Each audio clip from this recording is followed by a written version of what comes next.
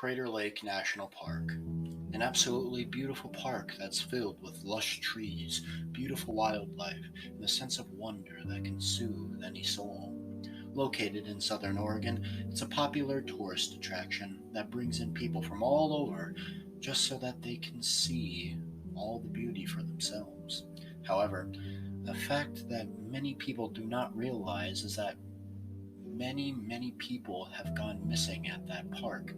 Now, that in itself is not too strange. While it is unfortunate thousands of people go missing in parks every single year, Crater Lake is different, however. You see, people tend to disappear in mysterious ways there, and perhaps none is more mysterious or strange than the disappearance of Charles McCuller. In January of 1975, the 19-year-old Charles made plans to travel all over the US to visit national parks. He was a photographer, you see, and wanted to capture all the natural beauty of these parks during the winter months. His travels eventually brought him to Eugene, Oregon, where he was staying with a friend of his. There, in the comfort of his friend, is when Charles would make a decision that would lead to the young man never being seen again. He told his friend that he was going to visit Carter Lake to take pictures, just like he had been doing at several other locations. Before leaving, he wisely told his friend that if he wasn't back by the 1st of February, that his friend should call the police. He left on the 29th of January, and the park had already been completely covered in snow. It was later reported that Charles was not properly equipped to handle the terrain or the cold weather. The last person who would ever see Charles was a witness who had offered him a ride to the park. On the 31st of January, it snowed again, making the deep snow even deeper and even harder to travel in. February 1st came and went, and there was no sign of Charles. Charles's friend had called the police as he had promised. This caused the National Park Service, as well as state police, to begin the search for Charles. The locals were also told about the situation in hopes that it would help find Charles. Perhaps the saddest part about this story is that Charles's father also made several trips to the park to try and find his son, but he was never able to find a trace of his son. While his father wasn't able to find any trace of his son, he also helped by giving authorities a list of items that Charles would be carrying. However, this didn't help much as there were no leads or evidence to show where Charles could have ended up, other than the fact that he was probably somewhere in the park. So, with a saddened heart, the search eventually had to come to an end. But the story does not end here. It wasn't until October of 1976 that the story would pick up again. A group of hikers was traveling off of the marked trails while exploring, and they found a backpack and a scarf that had been discarded laying on the ground. Thinking that this was a little strange, the hikers reported their findings to one of the rangers. The ranger, they had told, was a man named Marianne Jack.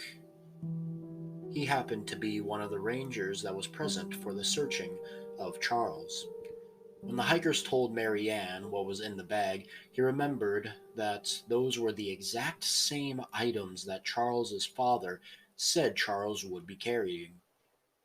He had the hikers draw him a map of the area they found the backpack in, and him, along with some other rangers, rode horses out to the area to inspect the scene.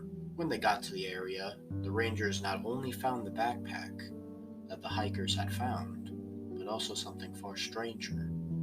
They found Charles's pants laying on the ground.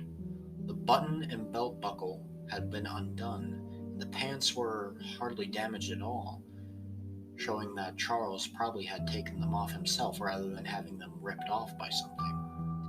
The pants were also laid very weirdly, as if Charles had just suddenly vanished while wearing them. Something even weirder was revealed upon searching the pants, however.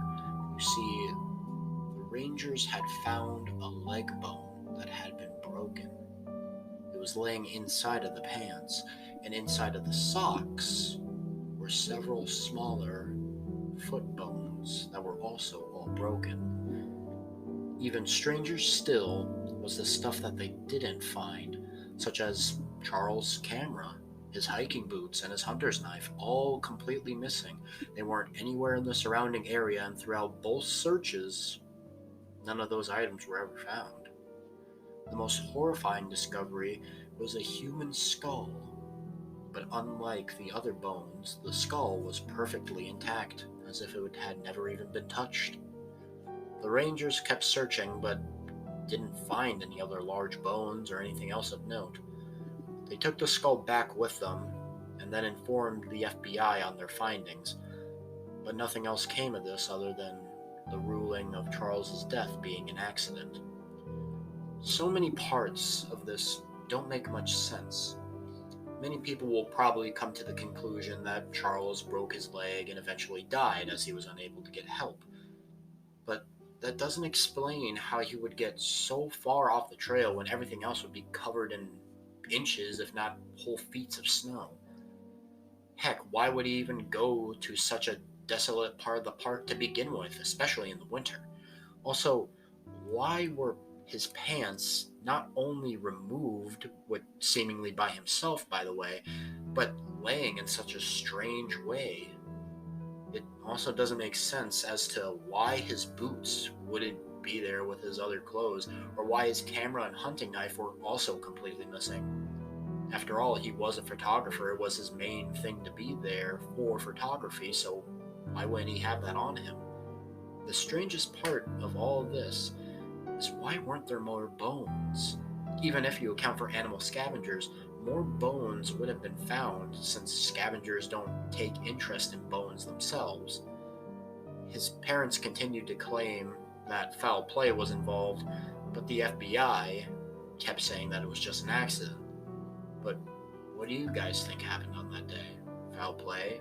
An accident?